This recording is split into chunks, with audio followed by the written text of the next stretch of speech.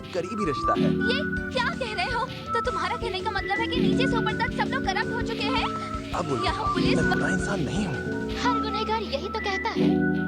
Sorry, actually आपने आप ये फैसला ले लिया।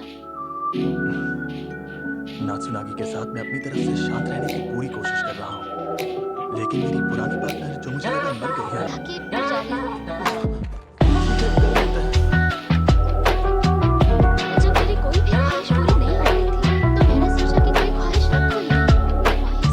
और उसे देखकर लग रहा था कि वो अभी से जिंदगी से हार मान चुका है। और तुम्हें इस ऐसी जल्दबाजी में यहाँ बुलाने के लिए आई, सॉरी।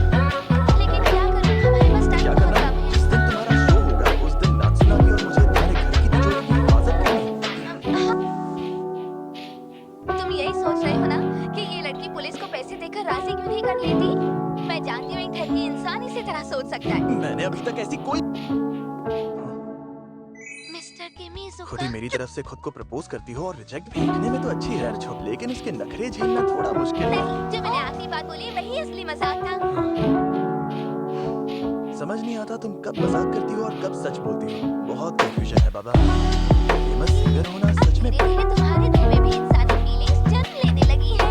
इन सब से तुम्हारा मतलब क्या है? क्या लगता है क्या हम इस केस में कामयाब होंगे? अगर मैं कहूँ कि ये मामला बहुत अलग है, लेकिन ये सब आखिर क्या चल रहा है? क्या मतलब? पूरे हफ्ते घर बैठकर क्या गुलखिला रहे थे? तुम हफ्ते भर लेकिन तुम्हें इस हद तक जाने की क्या जरूरत थी कि तुम्हें मिस साईकावा से भीख मांगनी पड़े कि तुम्हें ये रिहर्सल देखने दे? अगर तुम कोई केस लेती हो तो हर पहलू को अच्छे से समझना होगा। और एक बात, हमें कल यूई रानी के घर की हिफाजत। मुझे पूरा यकीन है कि उसका पहला गाना होगा रास्पबेरी ग्रिजली। मैं बता रही हूँ, मुझे उसके गानों गानों की के लिस्ट लिए थे वो था sudden stop on the night star express, मेरे सेकंड एल्बम का गाना। तो ये एक्सप्रेस रुकती है। अरे भावनाओं को